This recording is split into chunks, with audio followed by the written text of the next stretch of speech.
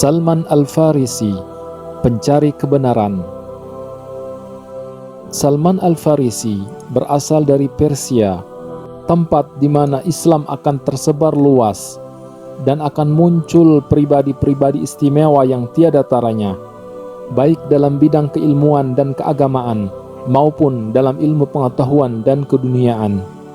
Marilah kita dengarkan ia berkisah. Aku berasal dari Isfahan, di suatu desa yang bernama Ji. Bapakku seorang bupati di daerah itu, dan aku merupakan orang yang paling disayang.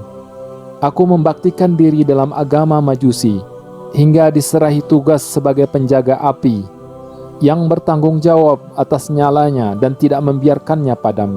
Suatu hari aku lewat di sebuah gereja milik kaum Nasrani. Kudengar mereka sembahyang, maka aku masuk dan melihat apa yang mereka lakukan. Aku kagum dalam hatiku, ini lebih baik dari apa yang aku anut selama ini. Ternyata agama ini berasal dari Syria. Ketika pulang, aku berdiskusi dengan ayahku, dan akhirnya aku dirantai dan dipenjarakannya. Setelah meloloskan diri dari penjara, aku bergabung dengan orang Nasrani untuk pergi dengan rombongan mereka menuju Syria. Sesampainya di sana, aku menemui seorang uskup pemilik gereja. Akhirnya, tinggallah aku bersamanya sebagai pelayan, melaksanakan ajaran mereka dan belajar tentang agama mereka. Sayang, uskup ini seorang yang tidak baik agamanya, karena dikumpulkannya sedekah dari orang-orang dengan alasan untuk dibagikan, ternyata disimpan untuk diri pribadinya. Kemudian uskup ini wafat. Kemudian mereka mengangkat orang lain sebagai gantinya. Dan kulihat, tak seorang pun yang lebih baik agamanya dari uskup baru ini. Aku pun mencintainya. Dan tatkala ajalnya telah dekat, kutanya padanya, apa yang harus kulakukan? Dan siapakah sebaiknya yang harus kuhubungi? Anakku, ujarnya, tak seorang pun menurut pengetahuanku yang sama langkahnya dengan aku, kecuali seorang pemimpin yang tinggal di Mosul. Lalu tatkala ia wafat, aku berangkat ke Mosul dan menghubungi pendeta yang disebutkannya itu. Kuceritakan kepadanya pesan dari uskup tadi, dan aku tinggal bersamanya selama waktu yang dikehendaki Allah. Kemudian tatkala ajalnya telah dekat pula, kutanyakan kepadanya, siapa yang harus kuturuti? Ditunjukkannya lah orang soleh yang tinggal di Nasibin. Aku datang padanya dan kuceritakan perihalku. Lalu aku tinggal bersamanya selama waktu yang dikehendaki Allah pula. Tatkala ia hendak meninggal, ku bertanya pula padanya, maka disuruhnya aku menghubungi seorang pemimpin yang tinggal di Amuria, suatu kota yang termasuk wilayah Romawi. Aku berangkat ke sana dan tinggal bersamanya. Sedang sebagai bekal hidup, aku beternak sapi dan kambing, beberapa ekor banyaknya. Kemudian dekatlah pula ajalnya, dan kutanyakan padanya, kepada siapa aku harus dipercayakannya? Ujarnya, anakku, tak seorang pun yang kukenal serupa dengan kita keadaannya, dan dapat kupercayakan engkau padanya. Tetapi sekarang telah dekat datangnya masa kebangkitan seorang nabi yang mengikuti agama Ibrahim secara murni. Ia nanti akan hijrah ke suatu tempat yang ditumbuhi korma dan terletak di antara dua bidang tanah berbatu hitam. Seandainya kamu pergi ke sana, temuilah dia. Ia mempunyai tanda-tanda yang jelas dan gamblang.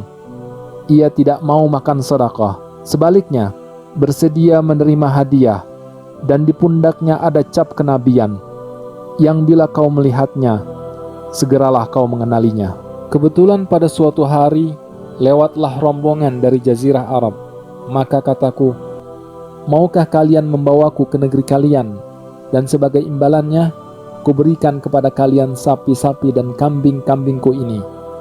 Baiklah, ujar mereka. Demikianlah, mereka membawaku serta dalam perjalanan hingga sampai di suatu tempat yang bernama Wadil Qura. Di sana aku mengalami penganiayaan. Mereka menjualku kepada seorang Yahudi. Kemudian aku dijual kepada seorang Yahudi Bani Quraidah. Dibawanya aku ke Madinah, dan demi Allah, baru saja kulihat negeri itu, aku pun yakin itulah negeri yang disebutkan dulu. Aku tinggal bersama Yahudi itu dan bekerja di perkebunan korma milik Bani Quraidah, hingga datang saat dibangkitkannya Rasulullah yang datang ke Madinah dan singgah pada Bani Amr bin Auf di Quba. Pada suatu hari, ketika aku berada di puncak pohon korma, sedang majikanku lagi duduk di bawahnya, tiba-tiba datang seorang Yahudi, saudara sepupunya, yang mengatakan padanya, "Bani Qilah celaka. Mereka berkerumun mengelilingi seorang lelaki di Quba yang datang dari Mekah dan mengaku sebagai nabi. Demi Allah, baru saja ia mengucapkan kata-kata itu, tubuhku pun bergetar keras hingga korma itu bagai bergoncang, dan hampir saja aku jatuh menimpa majikanku. Setelah sore aku menemui Rasulullah di Quba. Kemudian kutawarkan mereka makanan yang kukatakan itu adalah sedekah. Lalu Rasul mengatakan kepada sahabatnya, 'Kulu bismillah, makanlah dengan nama Allah.' Tetapi beliau tidak sedikit pun mengulurkan tangannya menjamah makanan itu. Nah, demi Allah, kataku dalam hati, inilah satu dari tanda-tandanya bahwa ia tidak mau memakan harta sedekah. Keesokan harinya aku kembali menemui beliau. Kemudian kukatakan padanya, 'Kulihat Tuan tak hendak makan sedekah, tetapi aku mempunyai sesuatu yang ingin kuserahkan kepada Tuan sebagai hadiah.' Lalu kutaruh makanan di hadapannya. Maka sabdanya kepada sahabatnya, 'Kulu bismillah,' dan beliau pun turut makan bersama mereka. Demi Allah, kataku dalam hati, inilah tanda yang kedua bahwa ia bersedia menerima hadiah. Aku kembali pulang dan tinggal di tempatku beberapa lama. Kemudian ku pergi mencari Rasulullah SAW dan kutemui beliau di Baqi', sedang mengiringi jenazah dan dikelilingi oleh sahabatnya. Ia memakai 2 lembar kain lebar. Yang satu dipakainya untuk sarung dan yang satu lagi sebagai baju. Kuucapkan salam padanya dan kutolehkan pandangan hendak melihatnya. Rupanya ia mengerti akan maksudku. Maka disingkapkannya kain burdah dari lehernya hingga nampak pada pundaknya tanda yang kucari, yaitu cap kenabian, sebagaimana yang disebutkan oleh pendeta dulu. Melihat itu aku meratap dan menciuminya sambil menangis. Lalu aku dipanggil menghadap Rasulullah. Aku duduk di hadapannya. Lalu kuceritakan kisahku kepadanya, sebagaimana yang telah kuceritakan tadi. Kemudian aku masuk Islam, dan perbudakan menjadi penghalang bagiku untuk menyertai perang Badar dan Uhud. Lalu pada suatu hari Rasulullah memerintahkan, "Mintalah pada majikanmu agar ia bersedia membebaskanmu dengan menerima uang tebusan." Demikianlah aku dimerdekakan oleh Allah dan hidup sebagai seorang muslim yang bebas merdeka, serta mengambil bagian bersama Rasulullah dalam perang Khandaq dan peperangan lainnya.